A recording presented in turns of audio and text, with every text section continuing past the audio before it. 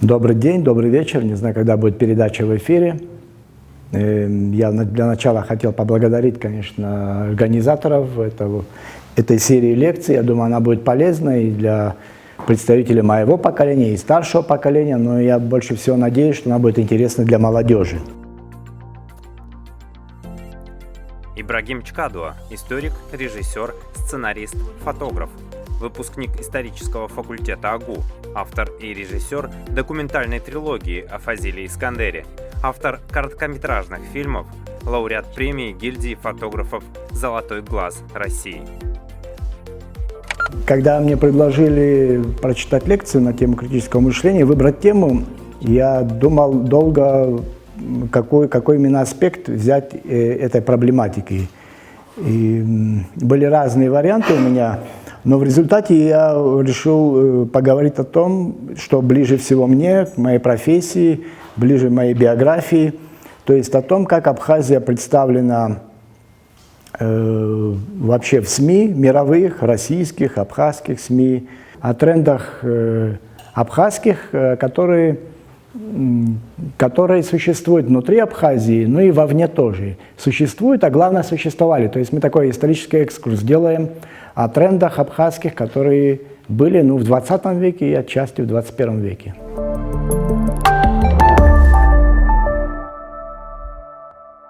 Я надеюсь, даже у нас будет такой интерактив, можете задавать вопросы, я постараюсь на них ответить. В следующем году будет 30 лет Победы, в этом году мы отметили 30 лет начала войны.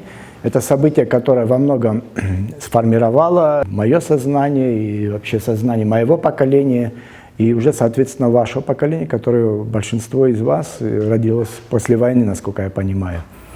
И очень важна вот эта связь поколений, и вот это чтобы не прерывалась такая цепочка знаний, опыта и информации. И особенно это касается исторического процесса, который мы прошли. Эти 30 лет очень плотные были по своим событиям, по частоте событий. Я вот недавно тоже лекцию одну читал, как раз посвященную именно войне, как основные события военные 92-93 года. Так получилось, что я не уложился просто даже в график, потому что настолько насыщенно этот период был разными событиями, сюжетами, драмами, трагедиями, победами и так далее, и так далее. Очень важно, чтобы мы вот эту непрерывную цепочку знаний исторических могли вам передать. И очень важно критически смотреть на тот исторический путь, который мы прошли. Почему именно критически? Потому что история, которая не пропущена, не осознана, не проговорена, она склонна к тому, что повторяться и повторяться в худших своих формах. Поэтому историю очень важно проанализировать. Мы очень не любим критику, особенно если это критикует кто-то со стороны. Это, наверное, такая черта национально-ментальная, и в этом ничего плохого нет. Но очень важно при этом уметь критиковать самим себя, самокритичным быть, ко многим вещам, к истории в том числе. Я бы хотел более подробно остановиться о том, как вообще Абхазия выглядела со стороны, какие вот тренды абхазские были наиболее такие знаковые, наиболее известны, допустим, во внешнем мире. Потому что сегодняшнее время имеет такую отрицательную немного черту, что мы как-то внутри себя закольцевались. И вот нам не совсем интересно, что происходит вовне, и как на нас реагирует, как нас воспринимает внешний мир. Это, я считаю, очень такая плохая тенденция и нездоровая тенденция. Это говорит о том, что там есть много этому причин. Есть этому причина, это блокада многолетняя, которая была, и она, собственно говоря, до сих пор продолжается, международная, которая не позволяет нам нормально существовать по тем правилам, по которым живет весь цивилизованный мир, в котором отказали нам почему-то. Это свобода передвижения, свобода образования, здравоохранения, многих таких вещей. И мы как-то первые годы после войны с этим еще как-то боролись, а сейчас как-то расслабились, и нас стало удовлетворять вот эта внутренняя кухня, где мы живем сами собой, и нас стало мало интересовать внешний мир и то, как мы выглядим во внешнем мире. И вот о том, как мы выглядим во внешнем мире, я бы хотел как раз поговорить. Сегодня, если говорить о 20 веке, история непрерывная вещь, и поэтому в ней нельзя найти точку отсчета. Она может быть и, 2000-3000 лет начала быть и протянуть эту логическую или сюжетную цепочку в сегодняшние дни. Но мы этим не будем заниматься, возьмем такой более конкретный промежуток, который более-менее обозрим и который достаточно этапным был для нашей страны, для нашей нации. Это вот начало 20 века, когда уже прошло несколько волн махаджирства, абхазцы были объявлены таким виновным народом и были поражены во многих своих правах, гражданских прежде всего. То есть сегодняшняя блокада, или вчерашняя до 2000 года, еще более жесткая блокада, это вещь не новая для нашей страны, для нашей нации. То есть мы в этой ситуации, когда мы виновны, я в кавычках имею в виду, то есть не первый раз в этой ситуации, поэтому уже можно говорить о какой-то тенденции и о том, как можно это преодолевать, или как этим пользуемся, или как мы в этом существуем, я имею в виду в условиях блокады. Но вот если брать 20 век, вот такой наиболее трендовая вещь, вообще это у меня сегодня эссе, оно не научное такое исследование в строгом понимании этого слова, оно такое достаточно вольное и достаточно субъективное, поэтому я не претендую на какие-то научные изыскания, на какие-то научные выводы. И я поэтому буду рад как-то даже с вами вступать в дискуссию по каким-то вещам, которые я скажу. Вот 20 век, когда абхазцы появились, я имею в виду, если брать такое упоминание абхазцев в мире, то есть не внутри, а во внешнем мире, это, наверное, можно из таких самых знаковых сказать существование, появление это абхазской сотни, которая появилась, военное формирование, которое появилось в Первую мировую войну в составе войск Российской империи. Там Кавказская дивизия была, и очень много национальных было подразделений, в том числе Абхазская сотня. И, кстати говоря, абхазцы были не только в Абхазской сотне, командир Ингушской сотни был тоже абхазец этнический, и он такой национальный герой вообще считается у ингушей, поэтому Абхазская сотня это больше, чем сотня. Во-первых, там не сотня людей, там прошло намного больше людей. Через эту сотню кто-то оставался, кто-то был ранен, кто-то был убит, и она периодически пополнялась. Но я всегда думал об этом вообще феномене таком интересном, историческом, как это вообще возникло и почему вот именно абхазская сотня наравне с чеченской, дагестанской, там много было подразделений, оно такое было одно из самых бравых, оно такое было прям подвиги совершали, там было много кавалеров георгиевских, а это высшие награды Российской империи. И в этом есть, конечно, тоже такой психологический и ментальный, может быть, момент, потому что нация, которая несколько десятилетий считалась виновным, которым запрещалось носить и иметь оружие, вдруг им позволили воевать. А это тем более для горского народа это такая наиболее естественное, может быть, действие, в котором они лучше всего разбираются. Если даже наши мифы посмотреть, они в основном основаны на героях, которые совершали какие-то военные или околовоенные подвиги. Поэтому вот этот выброс энергии такой национальный, он такой сублимировался вот создание вот этой абхазской сотни, которая прославила себя, несмотря на поражение в Первой мировой России, а потом СССР, она прославила себя именно как воины, как такие джентльмены, там много мифов даже случилось. А говоря уже о мифах, я так буду сразу перескакивать. Миф – это очень важная вещь для трендов, для того, что возникает в сфере идеологии, пропаганды и так далее, и так далее. И вот одни из первых таких важных мифов появились именно в Первую мировую войну, связанные с Абхазской сотней.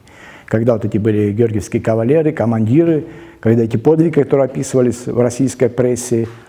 И, кстати говоря, этот тренд, он актуален до сих пор, потому что весь 20 век он был такой насквозь прошит вот такой идеологической составляющей, военной. Я имею в виду потом гражданская война, Вторая мировая война или Великая Отечественная, как говорили в Советском Союзе, потом наша война, и вся вот эта непрерывность цепочки вот таких идеологических, ментальных, она имеет всегда такие длинные корни, длинные последствия. После того, как случилась вот эта революция, уже. Кстати говоря, многие командиры, потом воины из Абхазской сотни были репрессированы, потому что это все-таки люди, которые имели статус такой определенный в обществе, авторитет имели, не все приняли советскую власть. Поэтому неудивительно, что у них судьба у всех по-разному сложилась. И надо сказать, что многие из тех, кто там воевал, некоторые из них, потом успели еще повоевать во Второй мировой войне. Или их дети уж точно воевали, несмотря на вот этот период репрессий. Но если говорить о том, как вот Абхазия была представлена, какие тренды были абхазские известны вне Абхазии, вот вы можете вспомнить, я понимаю, в силу возраста и, может, образования не все могут знать подробно там 20-е, 30-е, начало века, но какие-то тренды советские можете вспомнить, связанные с Абхазией? Ансамбль нарта. Абхазские долгожители. Долгожители, правильно, нарта еще. Наши участники Великой Отечественной войны тоже очень были известны. Это и Мэрия была там, да. И Харази. Да, генерал был, тем более, от кавалерии. Еще какие? Советский Ну, я бы советский период разделил бы тоже на несколько категорий: довоенный и послевоенный. Довоенный, он все-таки больше был связан и, да, наверное, с Лакоба, Сэшба, то есть с революционерами, которые были соратниками и даже близкими друзьями Иосифа Сталина, который руководил Советским Союзом. И в силу этого во многом мы напрямую были как бы интегрированы вот в это строительство советского государства. Это все в силу такой активности и, может быть, каких-то личных взаимоотношений с руководством того Советского Союза. И вот тот же, допустим, Нестор Лакоба, это тоже такой большой, я хотел бы хороший смысл в это слово вложить, миф, который имеет отношение к революции, потом после революции, и он имел отражение в литературе, в песнях, там, в кино и так далее, и так далее. То есть это личность, которая уже обрастает таким объемом информации, продукции, связанной с его судьбой. И судьба последующая, там, то есть его такая трагическая судьба, когда он умер, и очень непонятная, и странная, и с большими подозрениями на отравление и так далее, и так далее. И то, что потом случилось с семьей, и это такое, вот, когда говорят о репрессиях в Советском Союзе, вот упоминание Лакоба, это, я думаю, где-то в первом десятке, в первой двадцатке, потому что настолько это была такая выпуклая трагедия одной фамилии, одного человека, одной семьи.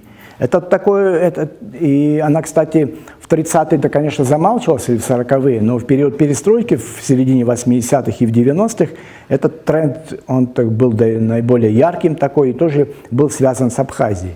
Я вот пытаюсь вас навести на то, как Абхазия отражалась во внешней среде. Там, прежде всего в российской, в СССР тогда, потом в российской, а также в мире, и отдельно регионально, там, может, Северный Кавказ, есть еще там такие тренды абхазские, которые существовали, допустим, в Турции, в Иордании, то есть там, где наша большая диаспора была. Они все друг эти тренды отличались. Отличались там в силу сюжета, в силу окраса, в силу там значимости, актуальности и так далее, и так далее. Но вот вы перечислили несколько таких трендов советских, но я вот к ним бы хотел бы еще так, допустим, добавить. И они тренды не только, там, как вы сказали, долгожители, это такое социокультурное явление, наверное. Там этнографический ансамбль долгожителей нарта тоже из этого идет, но он получил приз в свое время «Золотого павлина». Это тоже было событие в масштабах Советского Союза. А так, как еще Абхазия звучала в масштабе Советского Союза? Это... В первую очередь это курорт? Курорт? Конечно, как курорт прежде всего, потому что... Да, до Советского Союза, и, кстати говоря, такой из наиболее ярких трендов довоенных, как курорта, там есть несколько документальных фильмов 30-х годов, но наиболее яркое проявление вот именно как курорта, заявки такой как курорт, это было в «Веселых ребятах», вот этот проход пастуха, где он поет, это считается, да, это первый советский клип считается, он снят в Гаграх. Это, конечно, не афишировали, в фильме не было заявлено, что это Абхазия. Но все понимали, узнавали, потому что сюда весь Советский Союз ездил, что это Абхазия. То есть вот тогда вот начинался вот этот курортный тренд абхазский, когда вот потом начали снимать другие фильмы. Кстати говоря, я где-то прочитал, что в 30-х годах Лакоба предложил сделать киностудию всесоюзную именно в Абхазии, потому что здесь горы есть, здесь море есть, почти 200 солнечных дней, что для киношников очень важно. И, то есть, и вот стоял вот этот вопрос, но, к сожалению, с ним случилось то, что случилось. В 1936 году он трагически умер, и киностудию сделали в Ялте потом, в Одессе сделали. То есть, сделали где-то, но не здесь. Но тут уже вмешался вот этот фактор тоже грузинский, который всю жизнь влиял, по крайней мере, в 20 веке очень серьезно на Абхазию, и всегда в большинстве отрицательно. И они, конечно, тоже им не интересно было, потому что тут была большая киностудия, там Абхазфильм. Но фильмы в Абхазии снимали, и именно Абхазию использовали как курортную декорацию такую. Но ее часто еще использовали как за границу, потому что в Советском Союзе выезжать куда-то там в Тунис или еще куда-то это было сложно. И очень часто, например, Прибалтику снимали, когда Европу надо было снять, ее снимали в Прибалтике. Тогда это были еще советские республики, Латвия, Литва, Эстония. А вот, допустим, южные какие-то декорации снимали здесь. Здесь снимали там «Голова доктора Доуэля», это знаменитый какой-то был фильм, «Приключения Тома Сойера». То есть все, что связано, там Робинзона Крузо снимали, там, ну, очень много советских фильмов, которые здесь снимали. Не всегда обозначали, что это Абхазия, и чаще всего не обозначали, но их здесь снимали. И если уже вот эту тему киношную добивать, то был такой известный фильм, я надеюсь, большинство из вас видели, «Белый башлык», который такой стал бестселлером. Он даже вошел в 50-ку самых кассовых фильмов советских за всю историю советского кино. Это говорит о том, что вот этот потенциал курортный, он был всегда задействован. Плюс снимали периодически какие-то фильмы документальные, но это больше по разнарядке, именно про Абхазию, такие этнографические, но они были достаточно поверхностные, такие иллюстративные, такие открытки были. Абхазия, благодаря тому, что тут были еще курорты, здесь было очень несколько домов отдыха. Тут были дома отдыха Союза писателей, Союза кинематографистов, Союза композиторов. И это тоже делало нас, выводило такой, ну если не авансцену такую советской культуры, то, по крайней мере, мы имели возможность здесь видеть в качестве гостей такие крупные величины Советского Союза, как там, ну, писатели, это там, я не знаю, тот от Паустовского, который здесь жил в 20-х годах и потом после этого часто приезжал сюда, там Константин Симонов, Твардовский, Юлиан Семенов, ну, можно очень много, вот, фактически не было советского крупного писателя, который не был в Абхазии. Это там были такие личные связи того же Георгия Гулия, там Дмитрий Гулия еще был жив, он буквально в 50-х умер, там его сын Георгий Гулия, который такой обширный тоже круг знакомств имел, Твардовский, который, собственно говоря, такой крестный отец в хорошем смысле, но литературный крестный отец Фазиля Искандера. И, то есть и наши звезды во многом светились и загорались благодаря тому, что мы были вот в этой большой орбите, такой огромной орбите Советского Союза. И вот эти тренды, они тоже выливались и работали на имидж Абхазии. Вот то, что мы, вот я до сих пор говорил, я говорю о том, как этот имидж Абхазии менялся, как он трансформировался в течение 20 века. Конечно, можно и дальше пойти, вспомнить там 19 век, путешественников, Тарнау, вспомнить. Там это другой пласт, но мы сейчас не можем объять необъятное, поэтому я взял вот этот узкий момент 20 век и чуть-чуть 21 века, в котором мы сейчас живем.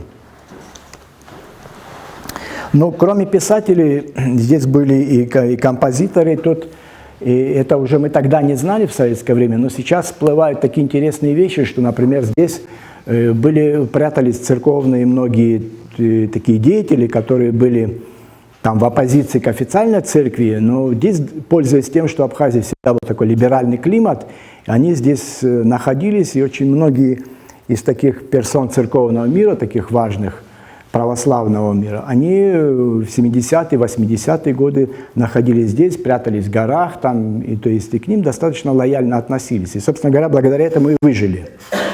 Это говоря о присутствии Абхазии вот в этих кругах. Я вот говорю, такие профессиональные бывают круги, где вот мы были заявлены, не всегда это выявлено. Это тоже наша проблема, что мы не начинаем эти вещи исследовать и как-то выносить наружу.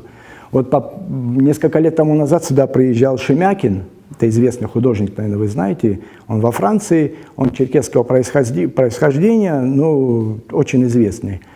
И вот он говорит о том, что его там, ну, не репрессировали, но преследовали, он в психиатрической больнице лежал, там, то есть его постоянно пытались как-то его задавить, то есть у него был конфликт с советской властью. У него был период, когда он прятался в Абхазии. То есть он и прятался, и вылечился, и считал этот период для него очень важным. И он о нем всегда с такой с благодарностью вспоминает и упоминает. То, что Абхазия его во многом спрятала и вылечила. И таких было людей достаточно много. Сюда с концертами Владимир Высоцкий приезжал, тут Галич был. То есть весь свет русской культуры, советской культуры, он был здесь. И национальные такие писатели, Айтматов, то есть очень много тут было связей, и благодаря этим связям, и опять же географическому положению, и там культурному положению, то есть мы всегда были в каком-то тренде, в таком советском. И благодаря этому, когда, знаете, такое вульгарное, может, сравнение, когда бульон наваристый, то и продукт хороший всегда получается. Очень важно вариться вот в этом большом котле. Это был советский, он был по качеству достаточно серьезный, я имею в виду культурный такой котел. И он имел последствия в виде того, что у нас вот такие есть писатели, которые известны далеко за пределами Абхазии. Это и Баграт Шинкуба, и Георгий Гуля, и Фазиль Искандер. Это все имеет прямое последствие вот из того, что было в советское время.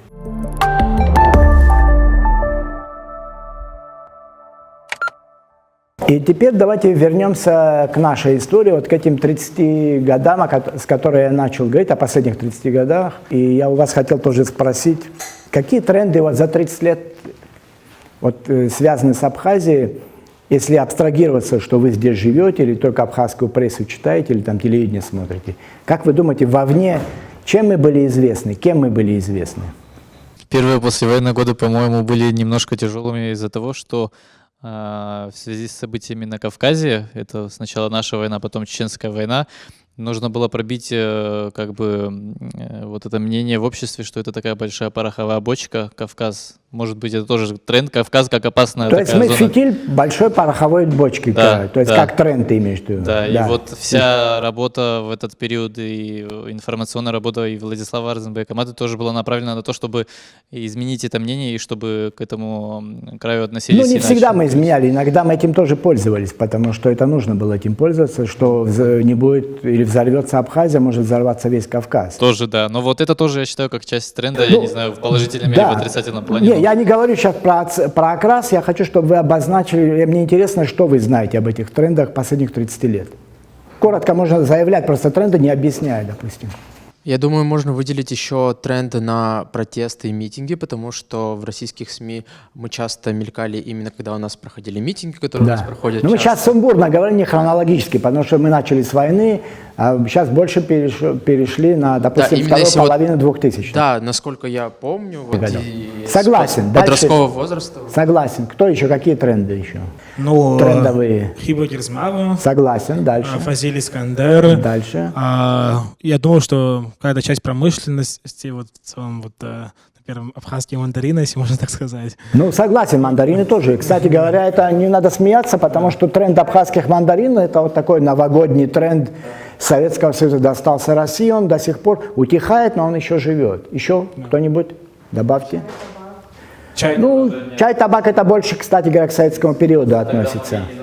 Да, еще? Девочки? Смелее. А теперь я свой список. Можете потом, если кто-то вспомнит, дополнять тоже. Но я, например, считаю, что... Я вспомнил, абхазский наш театр уже странно последние годы, если брать. Да, согласен. А теперь давайте уложим это все так хронологически. А хронологически я решил эти 30 лет, условно говоря, и опять же говорю, я не про научный подход, а говорю, это эссеистика с моей стороны, и с вашим будет совместное творчество у нас. Я их так деляю, это предвоенный военный период, как один, если взять. Потому что там и сюжеты более-менее законченные, и персонажи, то есть и имеет такую четкую хронологию. Поствоенный – это блокадный период, условно говоря, он где-то продолжался до 2000 года, когда отменили, по крайней мере, Россия блокаду. И третий период – это такой постблокадный, условно говоря, это с 2004 года, когда у нас произошли выборы, и очень много новых трендов, не всегда хороших, появилось, связанных с Абхазией. И четвертый период – это, наверное, после признания 2008 года и по настоящее время. Вот если взять предвоенный и военный период, вот когда мы вышли на авансцену такой и советское, а потом уже европейское, может даже мировое такое информационного поля. С кем это было связано? Это было, да, это было связано с Владиславом Григорьевичем Арцембо и прежде всего с его выступлением на съезде депутата в 1989 году, когда он представлял не только проблемы, заботы, опасения Абхазии, но и всех автономий, потому что по белорусскому, ну, то есть все шло к развалу Советского Союза, и при этом развале 15 союзных республик имели право выйти из него, а вот с автономными, которые включали в себя вот эти союзные республики, не было ясно, они как их судьба будет определяться и кем будет определяться. И вот эти все опасения, как бы это все, как бы они делегировали, вот эта группа даже автономщиков, их так называли, они делегировали Владиславу Григорьевичу, и он вот в это очень короткое, емкое выступление, которое до сих пор смотрят как образец вот такой политической, дипломатической мысли. И второй его такой широкий выход на авансцену, начало войны понятно, но там еще был такой сумбур, информационное поле только вот начинало формироваться. Это было, конечно, 3 сентября 1992 года, когда была встреча в Кремле при посредничестве России, там Ельцин, Шеварднадзе и Владислав Григорьевич, они, и включая президентов и глав северокавказских республик, вот там во многом решалась там тоже судьба, по крайней мере, начальная судьба в войну Абхазии, когда было достигнуто путем больших компромиссов условий прекращения огня, которое давало нам передышку и которое, собственно говоря, наверное, одной из ключевых ролей сыграло в нашей войне. Но кроме того, кроме Владислава Григорьевича Арцембо, был достаточно такой серьезный пул политиков, которые представляли Абхазию. У меня так получилось, что я начало войны встретил здесь, на абхазском телевидении, работал монтажером, и первые дни, буквально пока вышку не захватили, мы работали. Потом вынуждены были уехать, и уже Гагру взяли, пришлось уехать в Москву. Я в Москве какой-то месяц поработал и имел возможность видеть, как, допустим, абхазские депутаты, которых делегировали из Абхазии туда, занимались вот такой информационным насыщением абхазской точки зрения в российских СМИ. Это очень важно было. Это был там Зураб Ачба, это был Юрий Воронов, это были там Сократ Джинджоля, это там Станислав Лакоба. Это люди, которые вот из таких, я имею в виду сейчас географию провинциальных политиков, буквально в течение там очень короткого промежутка стали такими крупными медийными персонами, потому что их приглашали, а журналисты, я сам журналист, поэтому знаю, что мы всегда ищем людей, которые умеют красиво, четко и емко излагать и интересно какие-то вещи, какие-то проблемы. И у нас вот этот пул людей был там, Нател Акаба, я сейчас просто боюсь кого-то еще не назвать, но в основном они все были депутатами, потому что у нас выборы в парламент произошли перед войной, и там были квоты грузинские, абхазские и других национальностей. И вот абхазцы старались делегировать вот в эту представительную, в этот представительский орган самых лучших своих сынов. И, собственно говоря, это получилось. Там были и писатели, и политики, и там Сергей Шам, там много людей, вот этот Клементий Джинджоли, очень много. Я боюсь там кого-то не назвать, но что не персона, то личность. Личность, которая потом себя проявила и в войну, и как политики, и даже как военные тоже себя проявили, как идеологические там.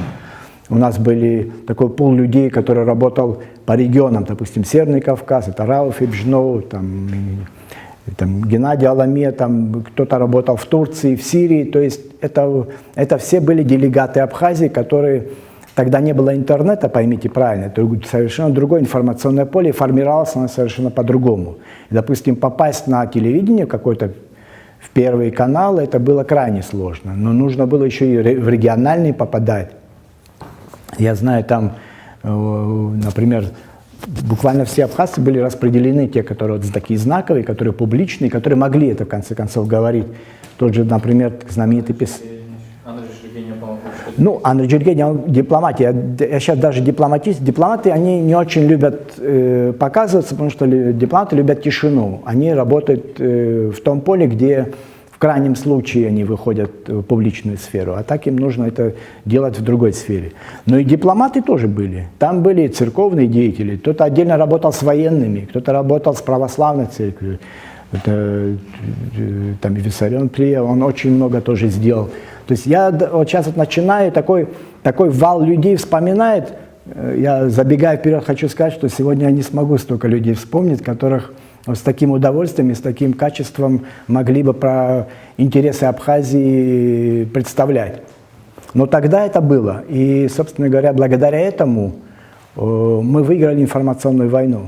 Это признавали даже противники, а признание противника – это самое, наверное, ценное и самое объективное. Они считали, что мы информационно их выиграли. Притом в маленьком ресурсе, человеческом и финансовом, в конце концов, и в лоббистском мы очень были ограничены.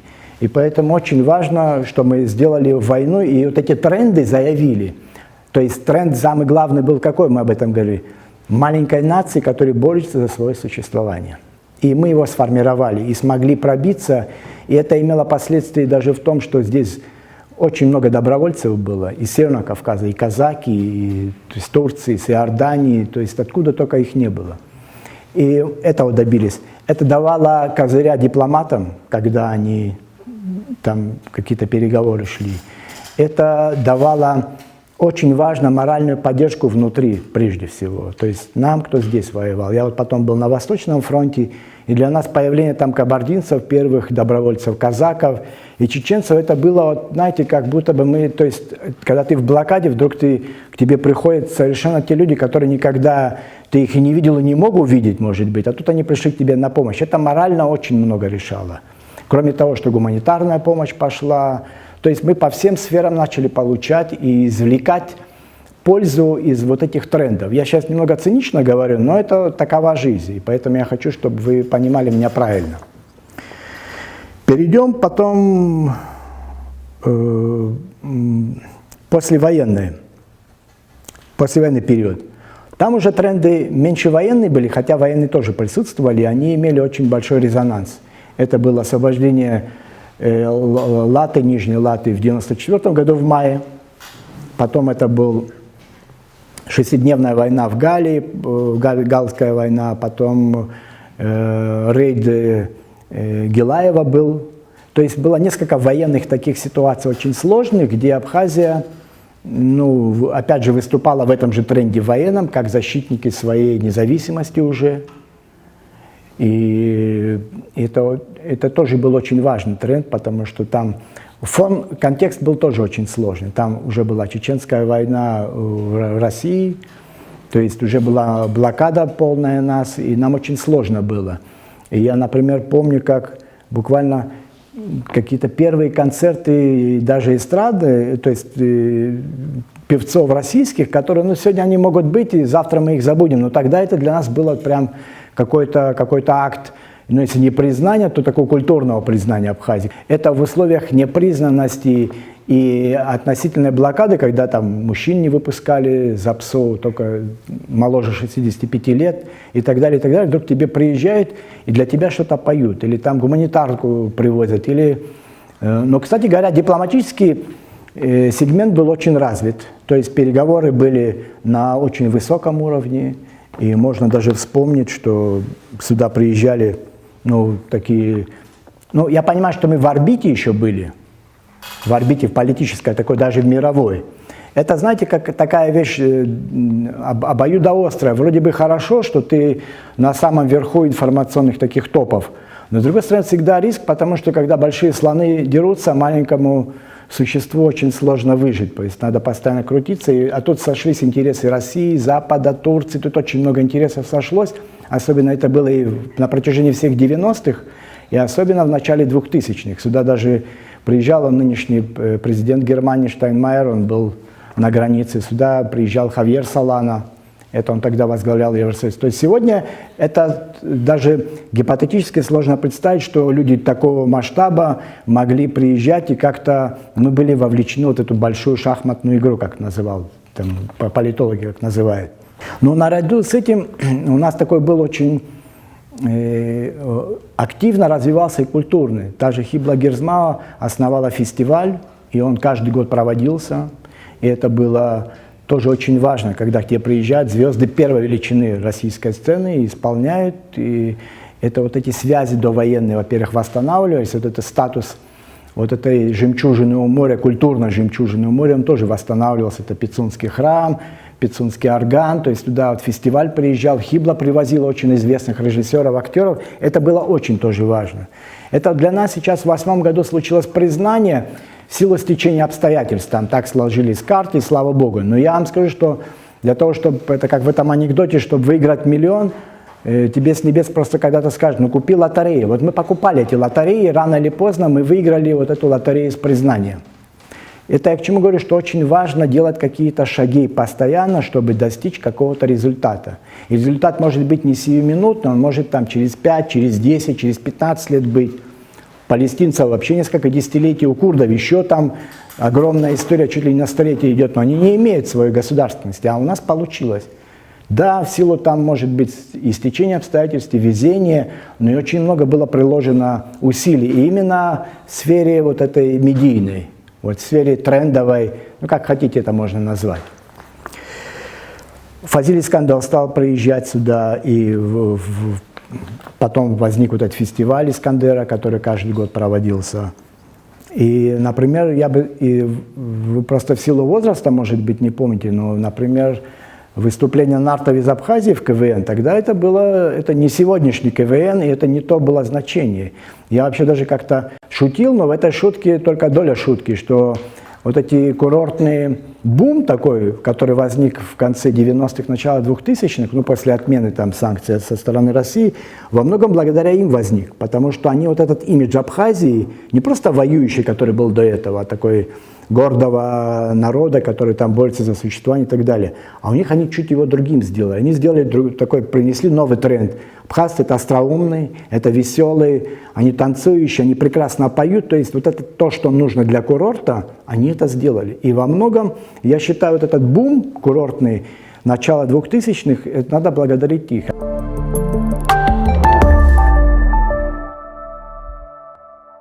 Блокадный период, это с 2004 года, для меня такой этапный, я считаю, год, потому что это время, когда возник вот этот тренд внутренних противоречий, внутреннего противостояния, который начался с выборов, трагическим выбором 2004 года, когда вот во многом вот этот раскол, начало раскола, вот он оформился там окончательно в нашем обществе, и этот тренд, к сожалению, до сих пор живет и процветает.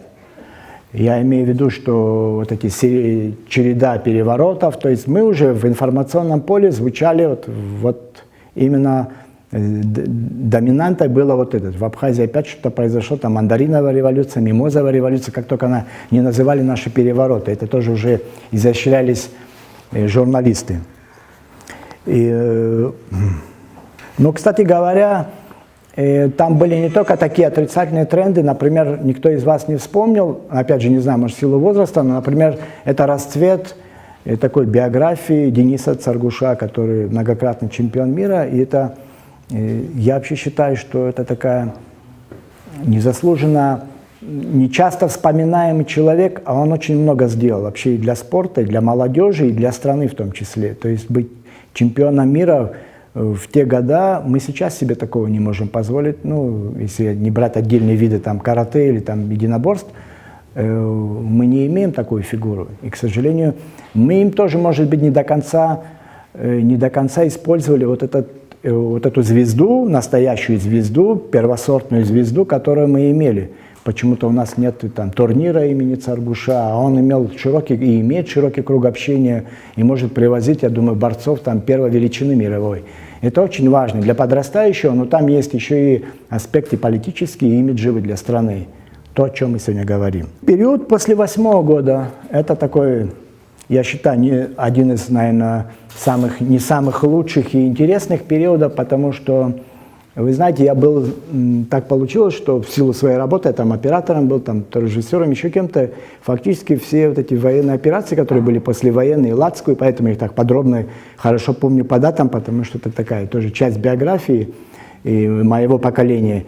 И там Берет Гилаева, и там шестидневная война Галская, и потом 2008 года. Вот 2008 года операция была такая, мы так даже шутили, самая, наверное, такая миролюбивая, потому что там фактически не было жертв, и это, ну, они просто бросили позиции и убежали. Но мы праздновали ее почему-то больше, чем те битвы, которые мы выигрывали такой с оружием и с большими жертвами, и большим приложением сил. Это вот во многом продиктовало последующую эпоху, когда мы стали такие самоудовлетворенные. То есть мы уже как будто достигли вот этого предела главного, что нас признала Россия, и там несколько других стран, Никарагуа, Венесуэла. И все, и мы начали называть улицы, начали ставить доски почетные на домах, стали награждать у нас по количеству там, кавалеров Ахджапша, не знаю, наверное, на долю населения все страны, наверное, превысили. Это хорошо, что столько людей, но вот это размывается, понимаете, размывается ценность людей, личности. И главное, нас стало удовлетворять, что мы находимся такой в своем в этом капсуле, и что там во внешнем мире, как мы представлены, чем мы представлены, особо этим никто не занимается. Это, я считаю, огромная проблема. И в качестве доказательства хочу вас спросить сегодня, какие тренды вы знаете? Те вы еще вспомнили, хотя вы тогда, может, даже не родились. А вот сегодняшние тренды можете вспомнить? Сложно, да? Мало. Ну, мало, хотя бы какие-то назовите. Все равно гипотеза остается трендом Абхазии. Согласен, но это тренд, который возник не сейчас, условно говоря. Это нужно сейчас назвать то, что с 2010 года примерно возникло. Ну, я скажу, у меня есть мнение. Ну, это не такой тренд по значимости большой, но все равно вот гражданское общество Абхазии на фоне вообще всего Кавказа считается одним из самых таких сильных. Я не считаю, что это маленькое достижение, но он опять же не сейчас появился и родился. Ну да, Другое дело, что он, несмотря ни на что, не умирает, и слава богу, но я говорю, что родилось сейчас, что наши времена породили. Это не претензия, тем более не к вам и даже не к моему поколению, а вообще.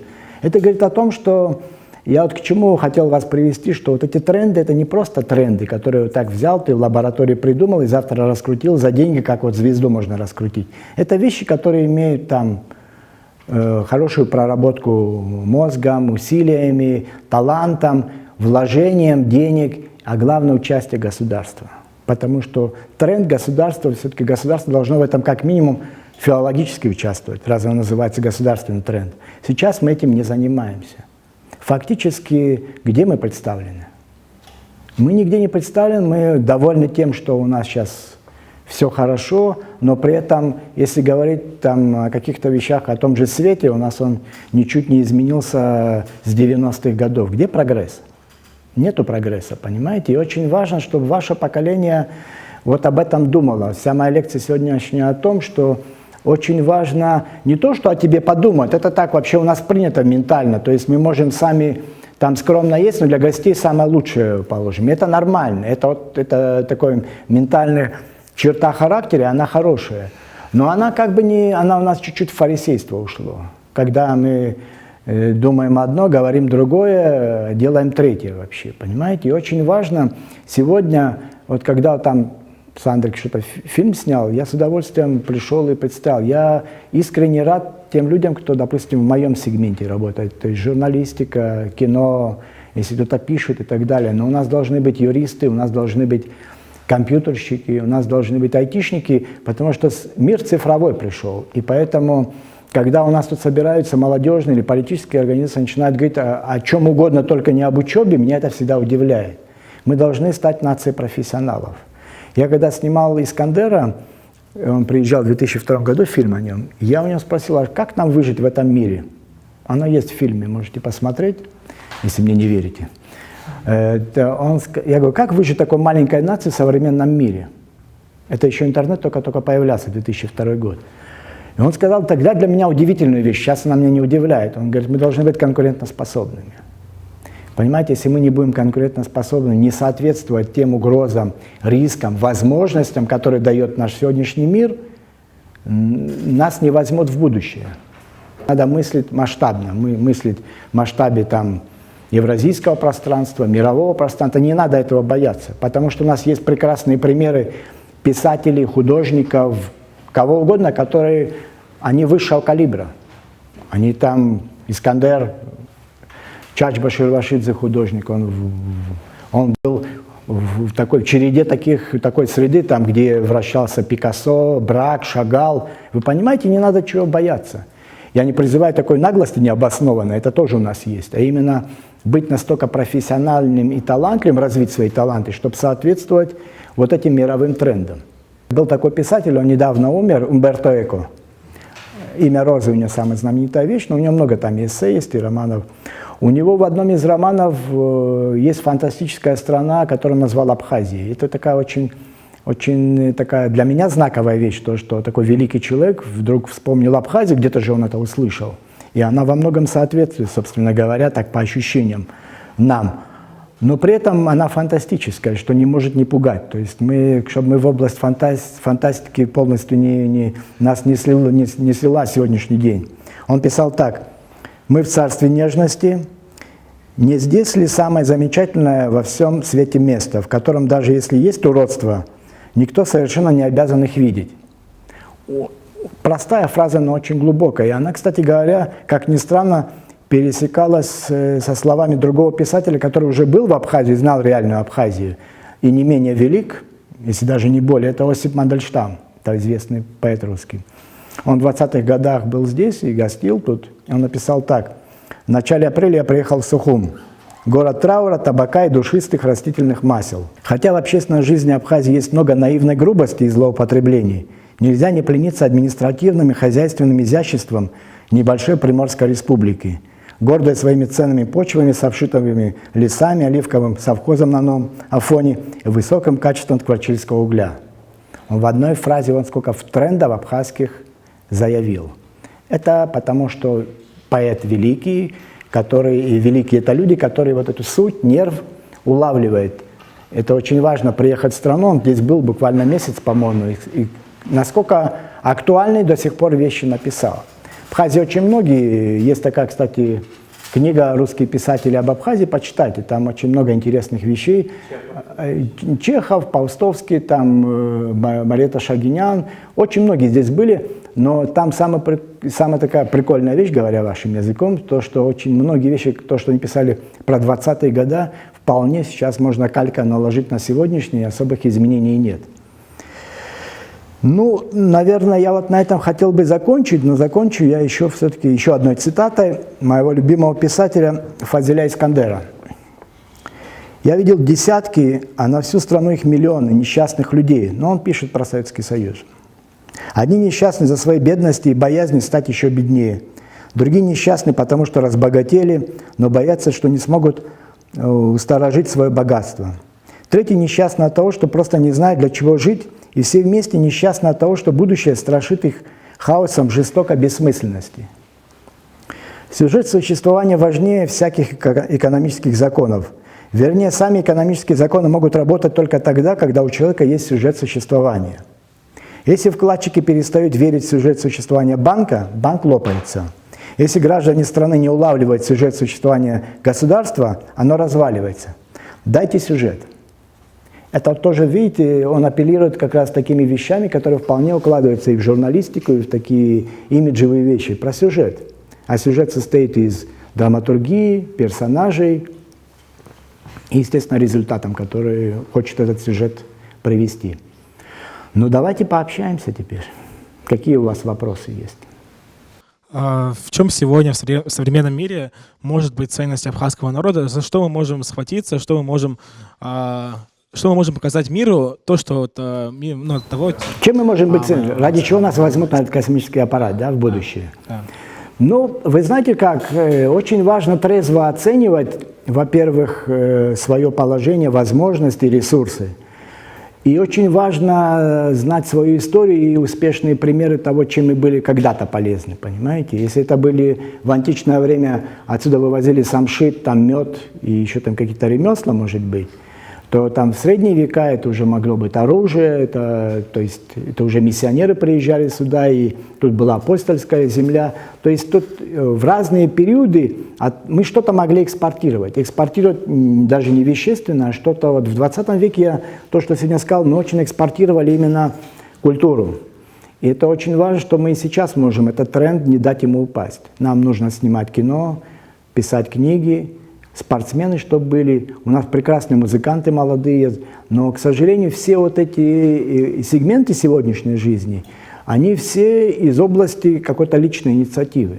Вот если брать сегодняшние, мы тоже тренды не вспомнили, но они внутриабхазские, к сожалению, они, хотя они по значению могут быть и регионально-кавказское значение имеют, а то и, там, и больший масштаб. Это вот ребята возрождают кузнеческую там, культуру нашу. Сейчас вот выставка недавно была.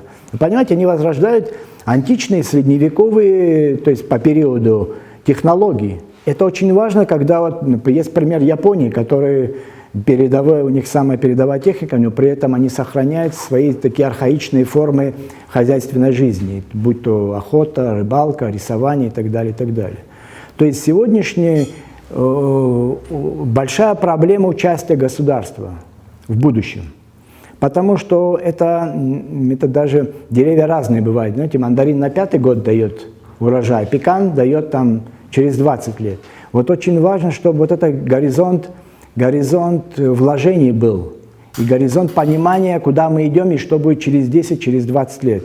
У тех, кто имеет ресурсы и вообще по долгу своей службы должен понимать, насколько это важно думать перспективно. А самый главный наш ресурс – это, конечно, человеческий материал. Но если мы не удержим, у нас, я считаю, мы не удержим даже советский уровень образования, он уже просто морально устарел тоже. Я уже не говорю о современном. Это будет катастрофа. А у нас есть провалы во всех сферах, прежде всего в образовании, я считаю. И это не только проблема Министерства образования, это общая проблема. У нас проблема там, в той же Минобороне, потому что, вы видите, новые войны пришли. Совершенно наш опыт может там не всегда даже пригодиться. Появились дроны, появилась электронная там, разведка и нападения и так далее, и так далее. То есть мы, если не будем конкурентны во всех областях, то мы пропали, у нас нет перспектив. Вы сказали, что в формировании вот этих трендов очень важна роль государства. Но как нам, людям, которые не у власти, людям, у которых нет, возможно, таких ресурсов, тоже повлиять на формирование, поддерживание каких-то трендов? Ну, сложный вопрос, и, конечно, легче всего сказать, что вот сядьте, занимайтесь, и у вас все получится, понимаете? Но вот этот миф об американской мечте, он уже даже в Америке не работает, поэтому здесь ему тоже сложно будет прижиться. Но, конечно, личное участие в самосовершенствовании, тем более сейчас все-таки легче, все знания есть в интернете. Это в наше время, чтобы ту же цитату Умберто Эко найти, им надо было пойти мне в библиотеку, потом порыться, еще не факт, что там Умберто Эко был бы, и эту цитату потом вытащить. А сейчас это можно одним кликом сделать, понимаете? То есть у вас есть очень много инструментарий для того, чтобы самосовершенствоваться. А потом, ну да, вот сейчас такая ситуация, что у нас была вот эта блокада, мы из одной блокады в другую попадаем. В 19 веке попали за махаджирство, потом в начале 20 века, кстати говоря, это тоже очень интересная тема. Я вот несколько тем тут заявил, вот вполне можете одну прям для себя просто тему взять, не важно, что вы на ней кандидатскую запишете или там даже статью напишите, но изучите ее, для вас это будет модель понимания какой-то истории мира, какой-то из проблем. Например, проблема нашей изолированности, блокады, она ей несколько веков, она по-разному всегда происходила. То есть это была и такая геополитическая, потому что тут горы, тут море, и мы, собственно говоря, в таком количестве почему сохранились, как вы думаете? Многие степные народы, миллионы, не сохранились, потому что там степь, там негде прятаться. Прибежала там орда, тебя вытоптала, и все, и тебя нету. А тут уходили в горы, уходили не только от захватчиков, уходили от болезней, уходили еще от чего-то, и там экономически там были навыки существования в горах. Это тоже не любой народ степной, ты закинь его в гору, он умрет. Потому что горская культура очень сложная, экономика даже сложная. Там тоже там, животноводство и там, садоводство, оно намного сложнее, чем на равнине, там более суровые условия. Понимаете, очень важно вот эти свои преимущества понимать. Мы как страна имеем большие транзитные преимущества, но мы ими не пользуемся. Опять же, в силу чего-то, но мы за этим стали прятаться и за этим прятать нашу инерцию. Сейчас весь мир живет за счет того, что он должен быть транзитом, хабом должен быть каким-то, экономическим, не знаю чем. Но у нас единственное, на что нас хватило, это на майнинг.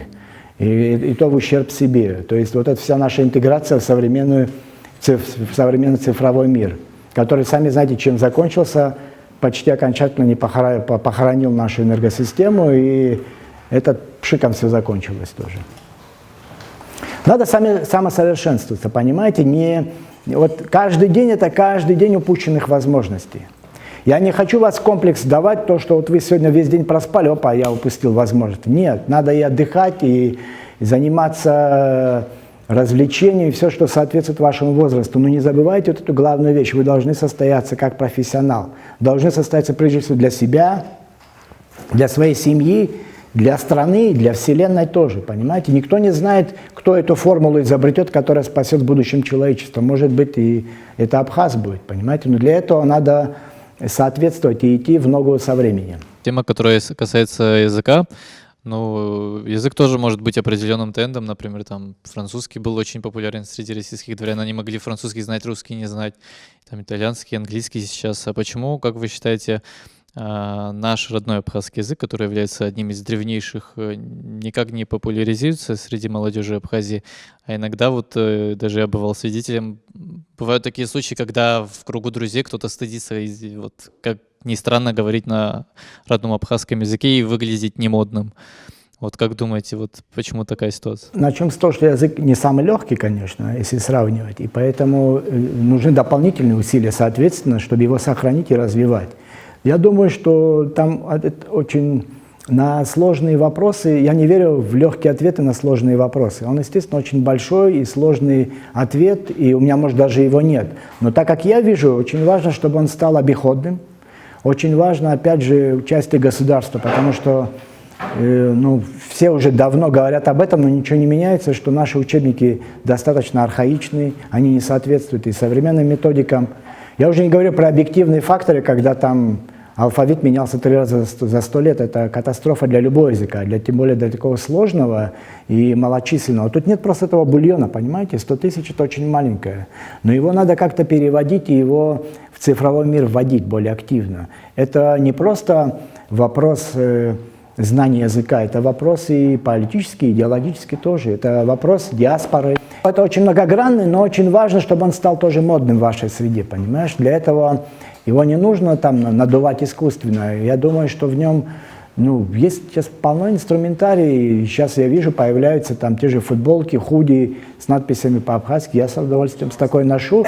И это нормально, это прекрасно. Это вот как раз сфера применения ваших талантов домашних, где это можно дома вполне заниматься этим и пропагандировать. Понимаете, можно делать там, сейчас мультики делать можно и дома. Фильмы делать, вот Сандрик прекрасно на абхазском, молодец. И я стараюсь тоже делать на абхазском, хотя, может, не идеально его знаю, но мне очень важно делать именно на абхазском языке и делать субтитры. Я сразу делаю фильмы с субтитрами на русском языке и на английском языке. Это тоже очень важно. Не важно, что его увидят, не увидят, но я должен эту возможность дать для того, кто захочет увидеть его, англичанин или там кто-то, неважно кто и где. И мы находимся в уникальном месте, где пересекаются и религии, и интересы политические, и дипломатические, и военные в том числе. Это и преимущество, это и опасность. Это вот как, знаете, как, при всем уважении, там за какой-то полуостров Якутии столько не будут биться, если там алмазов нет, как бьются за нашу маленькую страну, которая всего-навсего там 200 километров от края до края. Потому что очень важно, и очень много тут, она ценность представляет еще и геополитическую, и очень важно понимать, что нужно делать для будущего, но очень важно еще сохранить то, что нам досталось. А мы сегодня очень нерационально даже к этому относимся. То есть то, что нам досталось, мы его портим, я считаю. Вы посмотрите нашу архитектуру. Архитектура – такая банальная есть формула, это музыка, застывшая в камне. Вот какая музыка сегодняшней архитектуры? Шансон в лучшем случае, понимаете? Мы почему еще такие столько талантов дали, несмотря на малочисленность? Потому что здесь такая природа, здесь такие отношения были. Фазиль говорил всегда, я продукт многонационального опыления. Тогда тут жило куча наций, это было всегда так. А мы замыкаемся и как-то думаем, вот в этой капсуле тихо, спокойно перекантуемся. Не перекантуемся. Это не те времена, когда было в горы можно было уйти. Во-первых, мы с гор давно сошли и живем там, где нас очень легко так вытоптать. Неважно, как это будет вытаптываться. Через интернет, экономикой, небоскребами, там, госдачами и так далее, и так далее. Полно способов нас вытоптать.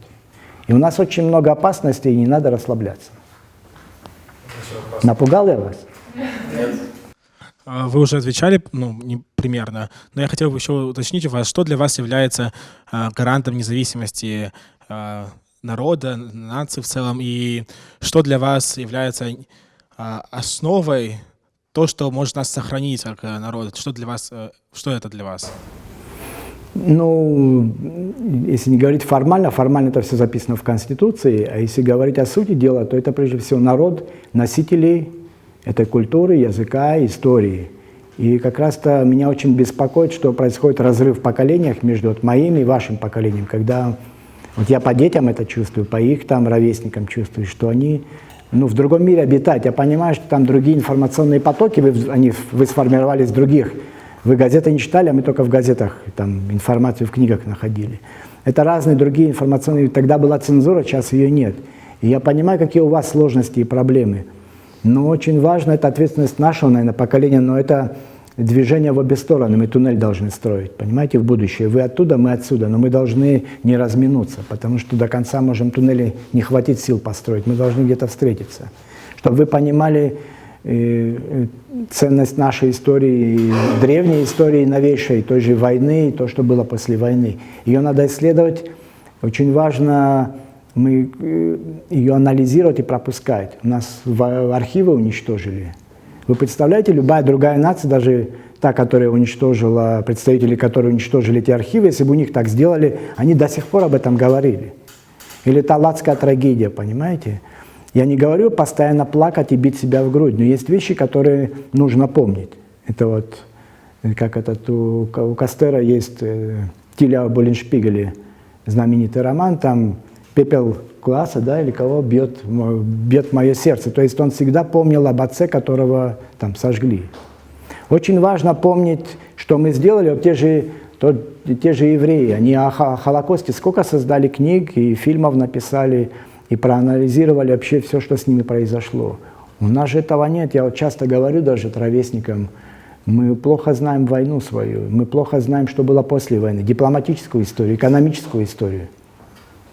А это все неграмотный человек в будущем будет только будет, и то там подметать не дадут, там уже роботы есть. Понимаете, в будущем не все выживут, не все нации выживут, и не все категории социальные выживут. Потому что не будет в них необходимости. Я не хочу вас напугать, чтобы как-то лишить инициативы или там пессимизм. Наоборот, это должно вас побуждать. Слушайте, нас тоже в войну пугали, 40-кратное превышение было противника, но мы же выиграли, потому что могли сорганизоваться, и был лидер, и была идея. Сейчас война, она размытая, она тихая, но она есть, и она тоже война на выживание. Формируйте тренды новые. Через френдов тоже можете, кстати. Но их надо формировать. Я поэтому такой экскурс сделал, чтобы вы поняли, насколько тогда было насыщенно, с этим хорошо обстояло, как плохо с этим сейчас обстоит. Что еще?